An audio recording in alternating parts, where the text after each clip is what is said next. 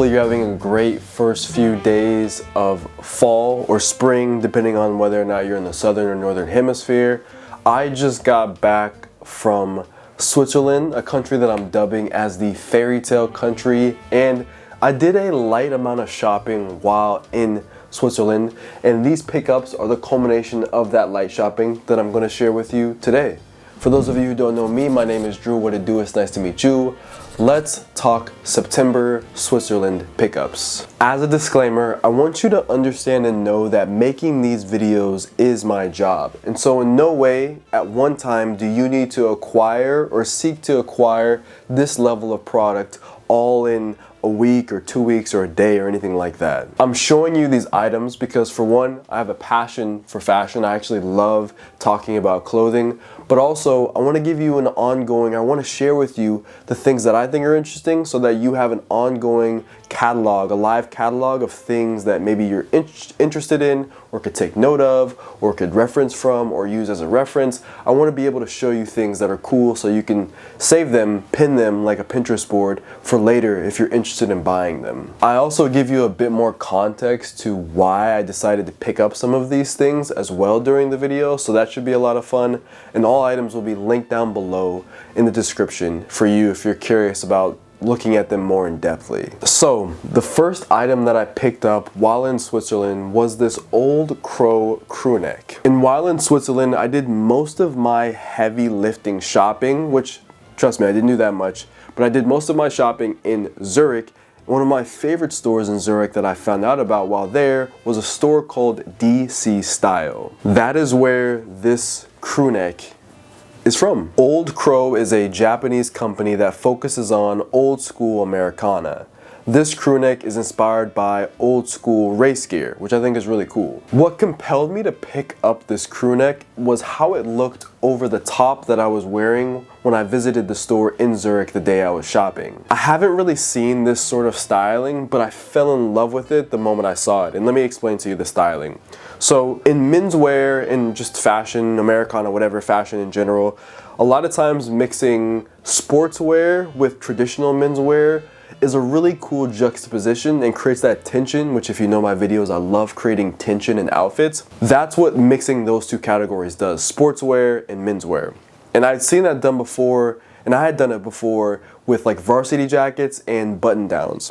But for this is kind of like a crew neck, like a vintage kind of race car crew neck, something of the sort. And pairing it with the button down that I had on in store, I felt really created a lot of tension and was really fun for the kind of set of outfits that I'm making in 2024, heading into 2025. It just played with these elements that I really like when it comes to creating outfits. Sportswear, menswear, classy but sporty. I think that this piece really kind of helps develop that type of styling for what I'm interested in for my wardrobe. I wouldn't say that I have a lot of motorsport or racing themed pieces, but this one was really, really cool, and I'm excited to add it to my wardrobe. Speaking of ties, the next item that I picked up was this Brent's Circle of Life denim tie. And I'll make sure to put some good B-roll over so you guys can really clearly see this. But come on, guys.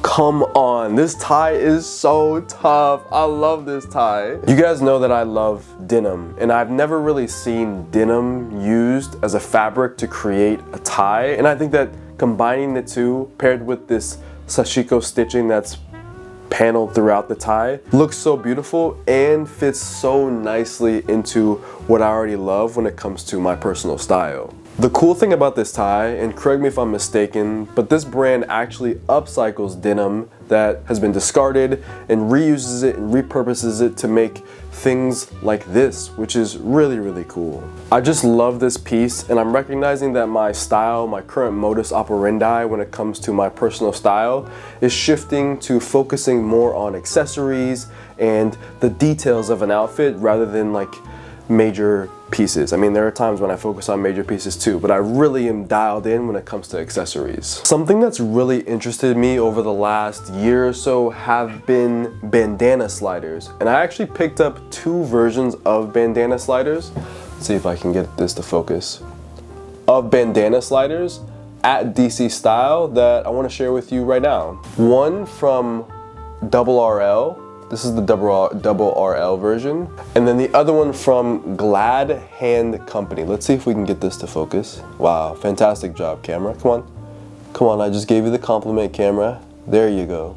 Fantastic. The Double RL one feels like a tie slider because of its shape, and I love the kind of like, it feels very like Texas. It's like it's a longhorn. It's very, very cool. Bandana sliders are a really underrated accessory. They help fasten the bandana to the collar or like neck region of your outfit while adding a touch of style on top of the kind of color pop that the bandana probably is already bringing to the outfit. And this Double RL one, which kind of is shaped like angular, almost like a triangle in a way, feels like a tie slider, which is really cool because it almost gives this facade that you're wearing some kind of fancy or different type of tie with your outfit when it's just a bandana slider. You can also do this with a ring. I had been doing it with the ground cover piece ring that I was wearing, and I only have one ring in my entire wardrobe, so like I had to make the decision between either wearing the ring as a bandana slider or wearing it on my finger, and now I no longer have to make that decision.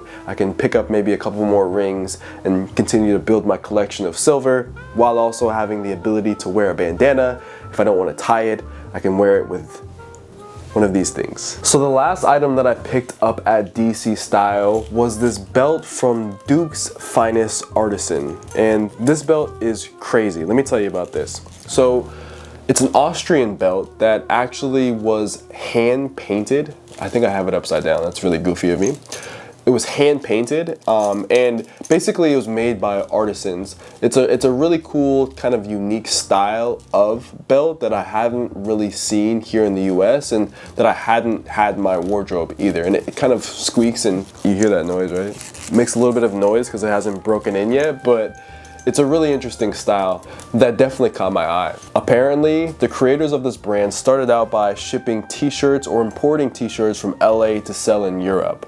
But then the brand evolved to artisan hand-printed leather goods and has taken off ever since. I also love this kind of like belt slip accessory. I don't know if you see this right here, this aspect of it, where you can attach different accessories or keychainable items to be a part of the belt, and it kind of does it in a really tasteful way. This was not a cheap belt by any means, and the goal or the aim with something like this is to cherish it, to use it, to watch it patina and change over many, many, many years of use. That is the goal for me, and I'm excited. Well, not just excited, I'm like grateful that I was able to pick this up while in Zurich at DC Style in a size that actually fits me, which is really cool. I said I love ties, and I'm not lying because I also picked up this vintage Ferragamo racing kind of card tie from a vintage shop in Zurich called Pre-Loved Revolution, and you can see a little bit of the stitching is coming undone here, but that's okay, we can fix that with some scissors. But yeah, this is the second tie of the video. So the story of this tie goes a little something like this. I was told by the woman who owns the shop, who was very kind. I can't wait to show you guys that vlog. Get subscribed so you can see the vintage shopping vlog video of this woman. But she told me that basically this was a vintage tie that was worn and used by a quote-unquote very important person in Monte Carlo in the 80s or in the later years in the 20th century, in the past, at the Grand Prix in Monte Carlo. And so like it's cool to like source vintage in Europe because it has a bit of a deeper appeal, at least for me as an American, because like, you know, like there's a lot of things in Europe that are just cool, like whether it's Monte Carlo Grand Prix or Parisian style or Amsterdam style or Zurich style. There's an extra element of foreignness to it that makes it kind of cool. This tie is just a cool pickup and a momentum of my first trip to Zurich. But like I said, it's hard to give context to this. I filmed the entire interaction with this woman about this tie in the shop, so make sure if you want to see the vintage shopping video like I mentioned, and I'm going to be doing a vlog about my entire kind of feel and vibe of Switzerland as a person who has never been there before, get subscribed. Those videos are going to be coming very, very soon. So the last tie on this list is actually arguably the coolest pickup of the entire video. This tie is from Lauren's grandfather's closet. It's a Paul and Shark tie. Let me show it to you. Focus camera. I can't tell if it's focusing on, I don't know what it's focusing on actually. Boom. So this is the tie. It's a kind of like interesting paisley print. It's green. It has pops of yellow, red, blue. Really, really beautiful tie. And it's a bit of a thicker structure to it than some of the other ties. Ties, as you know, go thick, they go thin. As trends move, tie trends also change a little bit. But to give you some more context, one of the biggest reasons I visited Switzerland in September is because my girlfriend, Lauren, is Swiss, and I wanted to take the opportunity to meet and visit with and learn about and socialize with her family, which was a fantastic trip to do that, right? Because like a lot of her family still lives in Switzerland. Unfortunately, her grandfather passed away about 5 years ago. And one of the gifts that I was given, because my birthday passed through the time that I was in Switzerland. My birthday was a couple of days ago, which we'll talk about Virgo season or Libra season in a second here. But this was one of the gifts that Lauren's grandmother and her mother offered to me as a kind of like passing the torch and kind of as a momentum of, Drew, like you're a part of the family.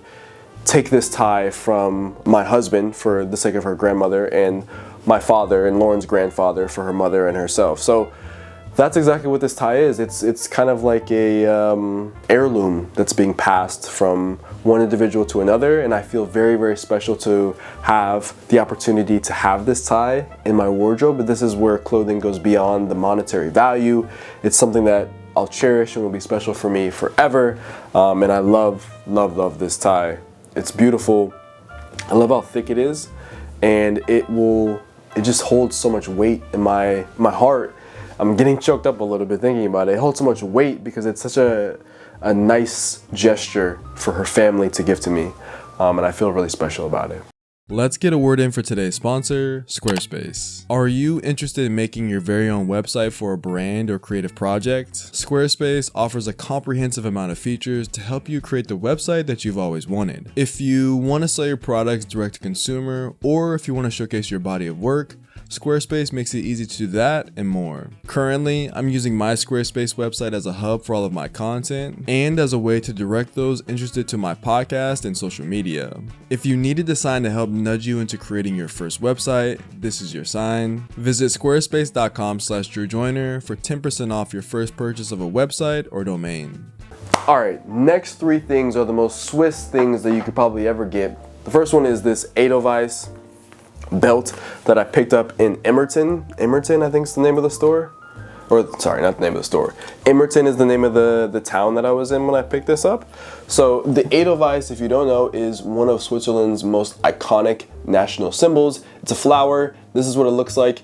And this belt is just like metal studs with the Edelweiss all throughout. And it's a nice thick leather, honestly. It reminds me of the Momotaro belt that I have. The belt fastener is kind of interesting here. Let's see if it focuses on that. I don't know, it's focusing on my forehead. That right there is kind of like a weird thing going on. Yeah, you can see the price. It was kind of expensive. 94 francs is not the cheapest thing. But anyways, this is a cool belt. This is another like very Swiss thing. Like if you know, you know.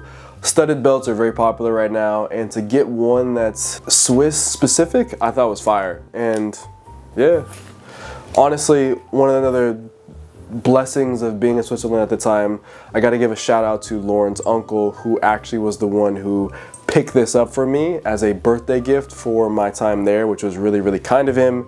This was super nice, and another Swiss piece that I hope to have with me for the rest of my life. As you can see, like the timeless aspect, like I'm focusing on timelessness and accessories. That's what this video is about, right? Maybe the old Crow shirt is not as timeless, but we're gonna try to see, you know, how long we can make that work. Make it last forever and ever. Make it last forever. Okay. You guys didn't ask for singing, so. Then, I said this is the most Swiss thing, and then in Zurich on the last day on, well, we'll get to it. We decided, or I decided that, you know what? A Swiss Army knife is in order for me. And so I picked up this Swiss Army knife. It is called the Spartan. It is the black Onyx Spartan. If it's not showing very well, I'll put B-roll on it. But the cool thing about this Swiss Army knife is the fact that the blade, just like every other part of this, is black. So the entire thing is black, right? From all of the tools that it has, I think it has like a wrench, it has a corkscrew, it has like another smaller wrench slash bottle opener thing, and then it has the blade. I think it also has scissors. No, it has a razor blade or something like that. This is not my first Swiss Army knife. In fact, the first Swiss Army knife that I ever received was when Lauren and I were first dating. Within the first 3 months of us dating, she actually visited Switzerland for an entire month. So we had to do a month of long distance dating. And after the month she was in Switzerland, she actually brought back a Swiss Army knife for me with my last name on it. Let me get it for you. Let's see, where is this thing? Oh, here it is, here it is, here it is. Okay, so I don't know if you guys have ever seen this in one of my unboxings, whether it's on YouTube or TikTok or Instagram, but this Swiss Army knife was the first one that I had ever received, and Lauren actually was the one who got it for me, and I've had it for 7 years, and it feels just as good as it felt when I first got it. And it has all the multi-tools. I can't remember the name of this one, but it's on the Victorinox website. But yeah, so I decided, okay, I have this guy. Let's go with something a little bit more stylized. We went with the OG color red. Now we got the more stylized one. And on the front of it, it says ZH, which is the Canton symbol for Zurich. It says 9/23/2024, which was the day I acquired it, and it happens to be my birthday. So shout out to all the Libras who also are in their Libra moment. Let's see. Boom. You can see it right there. And it also has this little like thing on the side that makes it easy to hold and carry and do that kind of stuff with. So yeah. And then last, so I didn't really explain the purpose behind this one, but this one's gonna be good for like camera, tripod stuff, day-to-day carrying around stuff.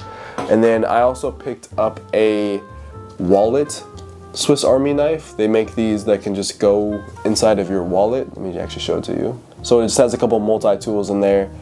And I love multi-tools, guys. I'm realizing that as I'm getting older, I just love a good multi-tool. This one's for like filing down your nails.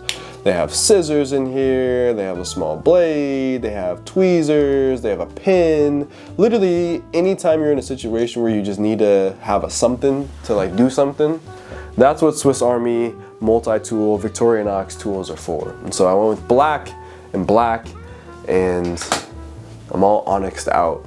And I upgraded my, you know, my toolkit, so to speak. I got really excited about those because I don't think you understand. I've had this one for 6 years. I use it every week. And so to add another one after 6 years of use is like, yeah, I love this thing. I love this thing. What do we got? What we got next? Last but not least, we have some pins here that I picked up while in Switzerland, okay? So we have a couple different versions of pins. This is, there's no way you're gonna be able to see these. But I mean, you probably can, but I don't wanna. So this first pin is a Rivella pin. Rivella is one of the more famous milk-based kind of sodas that are popular in Switzerland, and I had a ton of those, and so that's the reason why I got that one.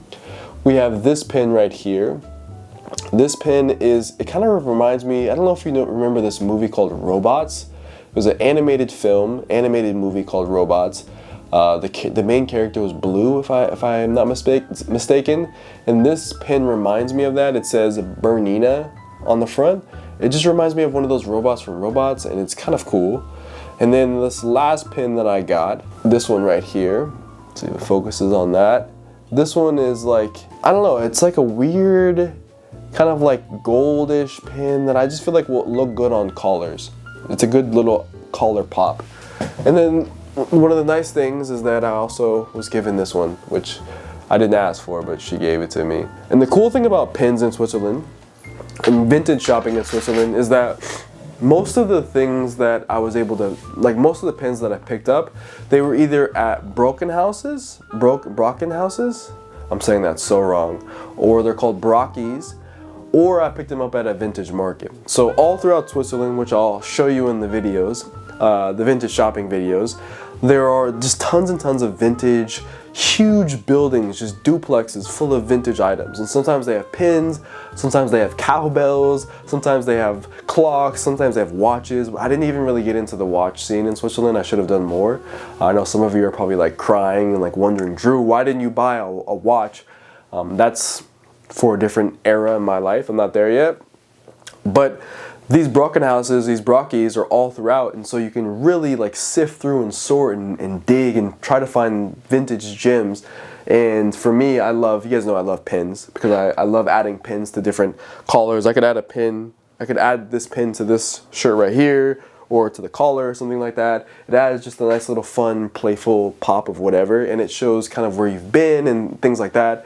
So yeah, it was super fun being able to actually shop in Switzerland for the most part, I'll say. And broken houses and brokies, they're a part of that experience, as well as the more curated stuff like DC Style and other places that are curated vintage. So which pickup of mine did you like the most from this trip? I'm gonna have to give it to the Lauren's grandfather's tie. This is one of the coolest things. It's gotta be, you know what I mean? It just has to be. But let me know what you think down in the comments. As always, I'm spreading peace, love, and positivity in 2024. So that means I'm spreading peace, love, and positivity to you and more. Wherever you are in the world, have a wonderful rest of your day. A bientôt. Peace. Yo, what is good? Post vid. Here are the fist bumps for the one time. Here's the first one. Come on, if you're waiting for the fist bump, come on, give me a fist bump right here. Bop. Thank you so much for staying to the end of the video. 2 times, so you know, you're a real one if you do 2 times. Bop.